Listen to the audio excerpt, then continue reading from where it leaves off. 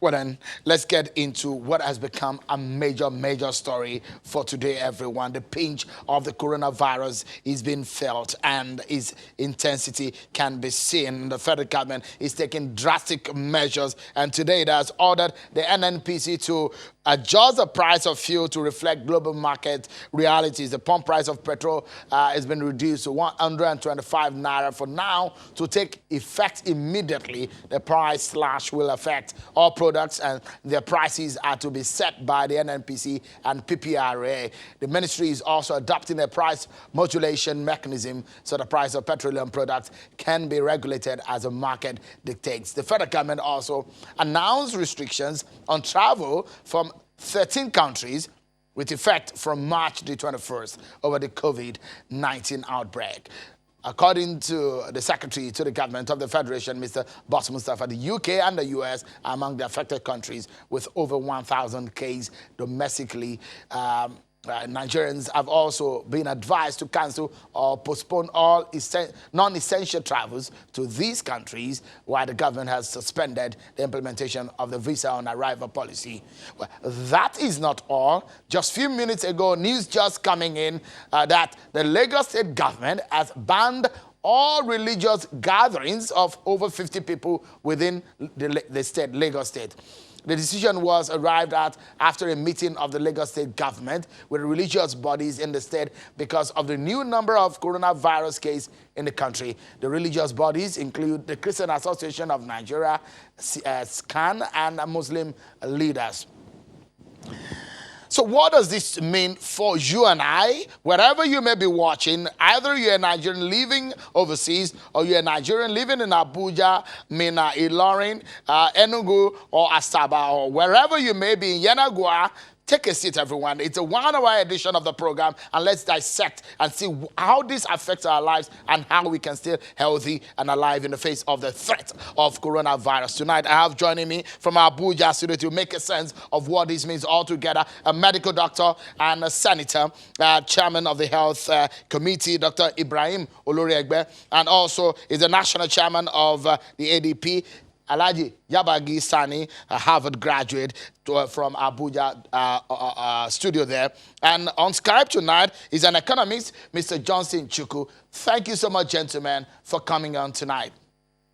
Perhaps let me begin with Mr. Chukwu to give us a sense of what this means in terms of the economic realities. Okay, I understand he will be joining us shortly. Let me go to Dr. Oloriegbe. Some of the deliberations that you have on the floor of the National Assembly, you were asking the federal government to take some move, but with what we saw in Italy, United States, in France, in Germany, and in fact, in the United States, it spread to all the 50 states of that country. In the UK, they're feeling the pinch and making drastic measures. Are you satisfied with some of the policies the federal government has made today so far? Thank you very much, Sean. Good evening, viewers all over the world. I think yes will be the answer that to a large extent the Nigerian response has been based on science and is been coming up. And as you know, this is particularly because while the executive arm of government, the one doing the response, the National Assembly, since about, I would say, almost 5 weeks ago, have been on this matter, and both we as committee in the National Assembly, this Committee on Health and Primary Health Care, and even the entire leadership, we've been on this. So when I say yes is because, one, the Nigeria Center for Disease Control, as you might have seen what we have done so far, have been since January, when when China announced its cases, have been able to develop various policies and strategy. And one of it is to be able to establish centers of testing. Initially, we had 2, but it has been increased to 5. Now, part of what we are doing in the National Assembly is to say that we, today, make a decision that that testing should be extended to all, at least we have one per geopolitical zone, and within the next 2 weeks, to have in every state of the country ability to be able to conduct tests. In addition to that, the provision of isolation center, particularly in the point of entries. Initially, 3 points of entries were identified as being critical: Lagos, Abuja, and Kano. But now, the last 2-3 weeks, this has been expanded with support to some of the states that we have isolation centers in some states. And today also we took a decision at the National Assembly that the federal government should work with the states so that every state have a well-equipped and functional isolation center. In addition to this, it is the importance of contact tracing. Just like the Nigerian experience during Ebola, you can see that unlike in many countries, when the Nigeria has its first case, effective, comprehensive contact was made to be able to track all the contact of that person. And that's why we are able to contain what has happened so far. And I must underscore and emphasize that so far in Nigeria, we've not had indigenous community transmission. All the 8 cases so far identified are important to this country, except one, because that one is not indigenous because it is not as it is direct contact with the index case. That is the one that happened in Ogun State, a colleague of the consultant that came that worked in the company.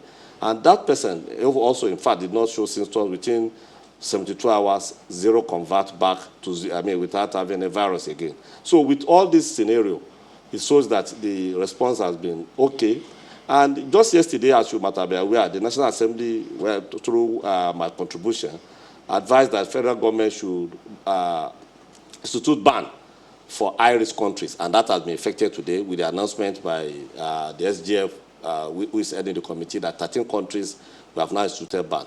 One of the decisions we took again, Senator Oloriegbe, apologies. Let me quickly ask you this, because this has been on the minds of many Nigerians and they are bothered. You are a medical doctor and you have worked with some of these development institutions, non-governmental organizations in some of these issues. Let me ask you pointedly, does Nigeria has a capacity to handle, should we have any escalation from what you understand or from what we have on the ground? Do we have the capacity at all? We don't have, if we do have escalation, I think my sincere answer is no, the health system is weak in this country.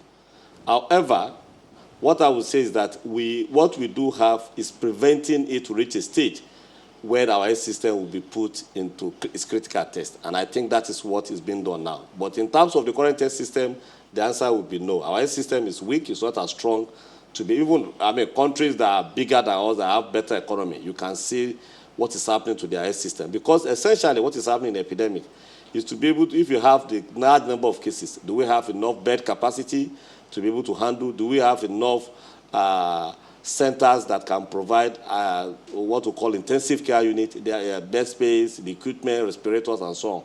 Wait, Dr. Oloriegbe, do you have an idea, apologies again, do you have an idea of the ratio of doctor to citizen in Nigeria?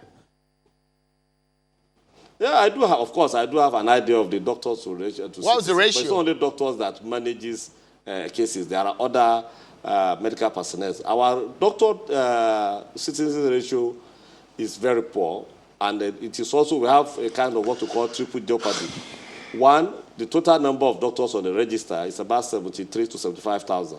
But the actual number who are in the country is about 45 based on the last count, in which case we have a lot that have exited out of the country, and we still have, even within that, those that are not practicing. Somebody like me, I'm a medical doctor, but it's not as if I'm doing clinical practice for many years again because I'm serving another capacity. So this has lowered what we do have. This is part of what I talk about the health system, when I say our health system is weak. But it's not only in terms of doctors, even in terms of nurses. We produce less, but even the number we produce, we have more in large numbers that are exiting the country to outside the country. So these are part of quickly, what I talk apologies about. before, so that I can bring the rest member of the panel on this matter on board. Let me ask you, another critical question is some of the testing kits, some of the equipment to prevent or to forestall the spread. Do we have indigenous pharmaceutical companies that can, or medical companies who are into manufacturing of some of these test kits or kits to help safeguard the lives of Nigerians? Do we have indigenous pharmaceutical companies enough to produce some of these things? I think the answer would be no for now. The testing kits that we have were acquired from outside the country. But I'm aware that there are activities going on, researches, and how to be able to do something between NIMA and that's the National Institute of Medical Research in Lagos. Because following the first test case, certain genomics researches were conducted, and through that, we may be able to develop certain testing things. But the thing will be, even if you destroy the mechanism, we don't have enough technological capacity in terms of pharmaceutical company to be able to do this. This is one of the reasons why I said the strategy which will be good for us is containment and prevention of escalation. All right. Reach a stage Just where a moment, Senator. Let me get to Alhaji Yaba San is there. He is being out of the country. He knows how some of these things operate. But as an opposition member, how do you assess what the federal government has done so far? The move they made only today. How would you rate it, or how would you assess it, considering how other countries of the world has treated and handled the coronavirus case? Well, Seun, I think we would like to look at this from the pragmatic point of view, because I think government has been very, very unnecessarily, careful, in embarking on measures that would have ensured that we take cognizance of the saying that health is wealth and prevention is better than cure. What I'm saying is that the government has the opportunity now to prevent, this virus from engulfing the nation. And like the Senator here has said, our health delivery system is so poor, that we should be emphasizing or concentrating on areas that we can prevent. What am I saying? We should by now be talking about closing the borders, banning, the international flights from coming into Nigeria and out of Nigeria, at least for 14 days. Let us see what will happen. Nothing will happen if you are talking about the impact on the economy. We can afford it. If we lose money, you can recover money after the virus must have gone away. But if you lose life, you can't recover that life. So we can afford to say close the airports, international flights, stop international flights for at least 14 days, close all the where people gather, like mosques and churches, like Lagos has done, which I think is a very commendable effort, because in this country, and that's what other countries have done, they just say ban all international flights. So because they know that if the pandemic, if it happens and in their country, they don't have the facilities to be able to contain it or to even treat their nationals, which is the same thing in Nigeria. So yes, you can commend the government for being careful, but I think here we are toying with people's lives, and there's nothing that has shown us that this coronavirus is a respecter of any human being, whether you are white or black, whether it's a hot season. That has not been proved yet, that if you are under a hot season, it will not affect you. There are cases of people that have been infected. So I think government should move from where we are today to take those necessary measures, in spite of the cost. We know that it's going to cost the country in terms of the economic impact of the actions, but it's worth it, because you can prevent what may happen, which you cannot, contain, and when you have the time. U.S. lost some grounds, that's why they are now running helter-skelter in spite of their strength of the economy and the facilities they have. We don't even have the strength of the economy and the facilities. So I think government should please, step up to the plate and then take those necessary hard decisions that will save the life of Nigerians. Sorry, so can I just come in, please? Go ahead. Say that today, part of the decision taken by Senate is in line with what my colleague here, Alhaji YY, has said, which is that we have urged the executive, that is the government, to stop visas on entry for all countries, irrespective of whether it's high risk or not, so that we will be able to do. Two, we said that the entry point to Nigeria should be restricted to only two airports, Lagos and Abuja. This is to be able to allow us to be able to control entrance, be able to track and monitor anybody that's entering. Because one thing that is there is that we cannot ban Nigerians from coming back. But what again we took as a decision, one of the decisions of consider, if Nigerians that are coming from countries of where we have high risk or we have high number of cases, should be quarantined for 14 days when they come in, because they have a right to come back to their country. But we need to now provide that. And that led to a debate to say it costs money, just like you said. And we said, yes, government has to take that decision to be able to protect us. Now, on the issue of the overall country, or what I would say the whole country, to ban gathering and so on, I think based on science, we have not gotten to that stage. Lagos, yes, because the scientific basis for Lagos is because for now, all the cases except one, and even that one went to Lagos, because that's the one that had contact with index cases from Onogun. All the cases are resident in Lagos. So in which case, there's a very high risk of, or high probability of community transmission in Lagos. So they can take that action of banning gathering. However, what will be important for all of us all over the country is to maintain infection prevention control, which will include hand washing, avoiding touching your hand in anything, or you wash it frequently, or use hand sanitizers when frequently, even when first of all, you must avoid shaking hands. I think we can do that for now.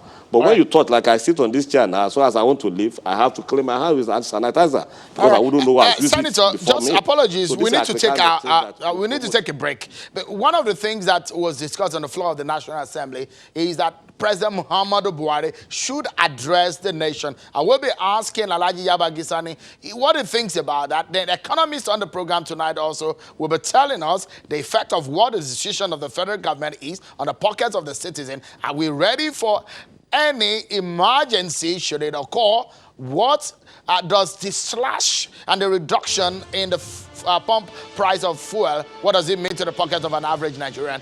We'll talk about that when we return from this break, everyone. Don't go anywhere. We'll be right back.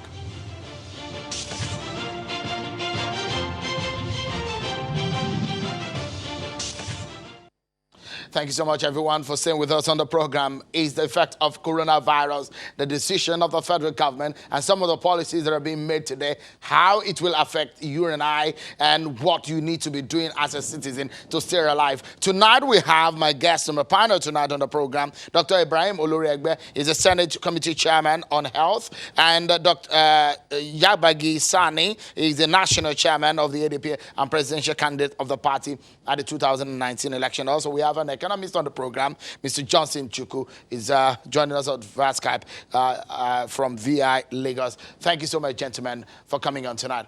Let's continue with the conversation. I think I should bring in Mr. Chukwu onto the program. Thank you, Mr. Chukwu, for coming on tonight.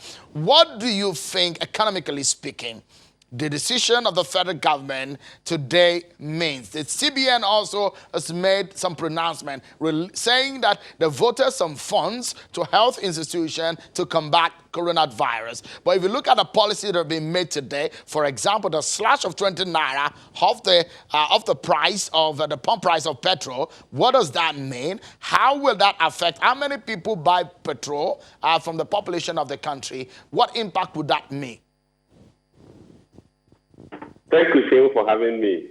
The pronouncements that we've gotten today from the federal government and from the central bank are quite cheering.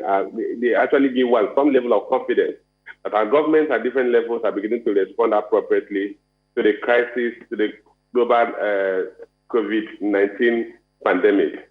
The federal government decision to reduce the price of fuel from 145 to 125 will go a long way to reduce the cost of goods and services in the country. It doesn't matter how many people buy fuel, but everybody in this country enjoy the benefits of the value chain that fuel helps to lubricate. Because if you buy food items, those food items are actually produced in Benue, and the cost of transporting them from Benue to Lagos will have borne some elements of fuel.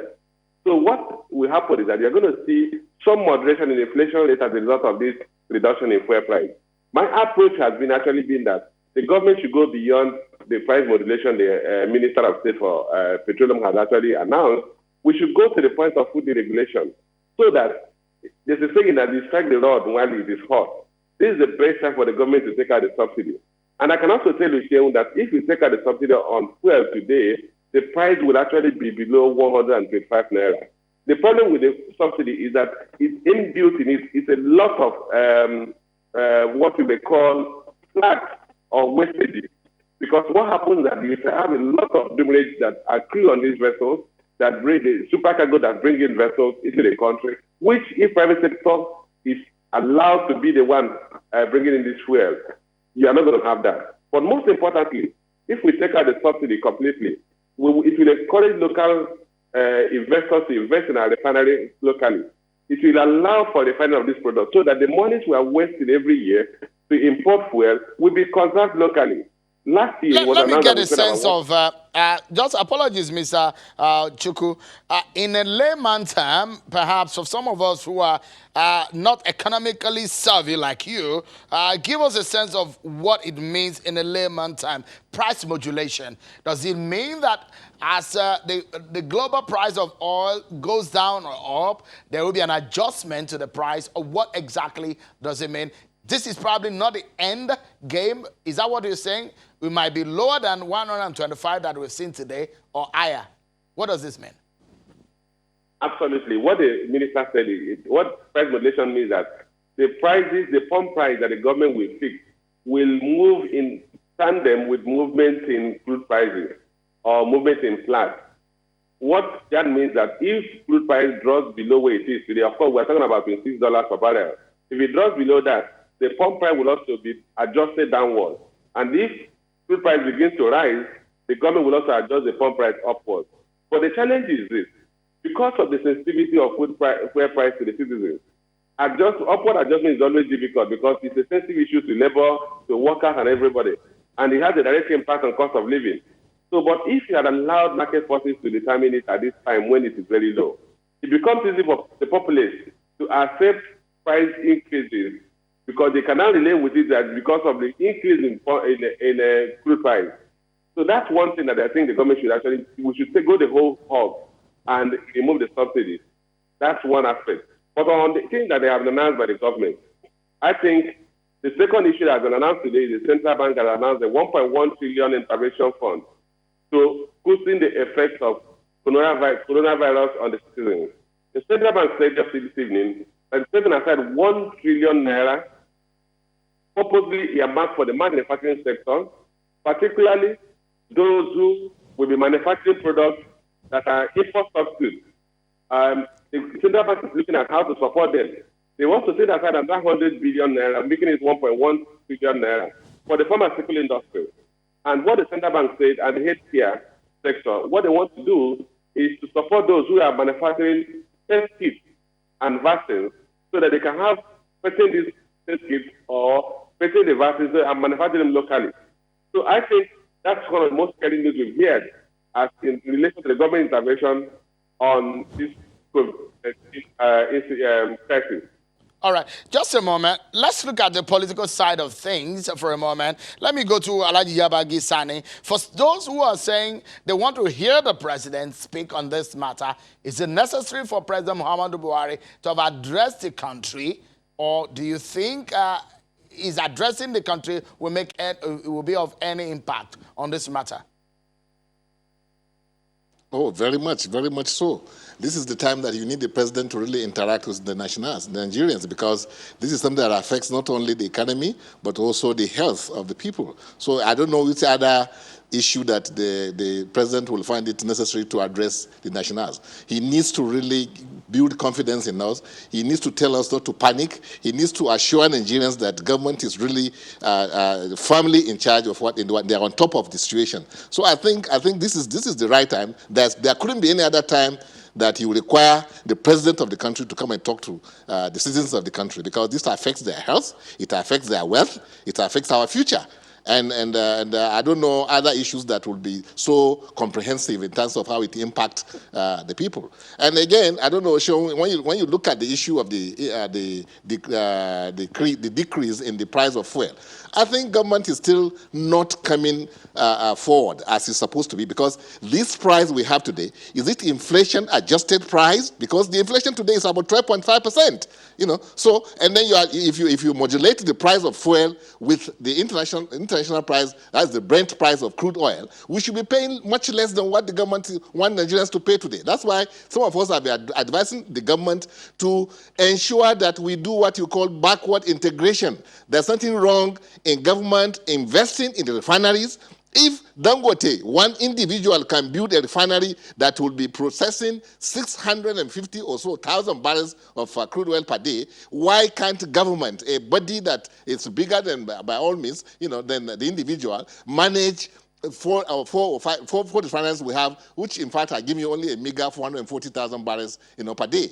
And this is because the corruption is so endemic in that sector.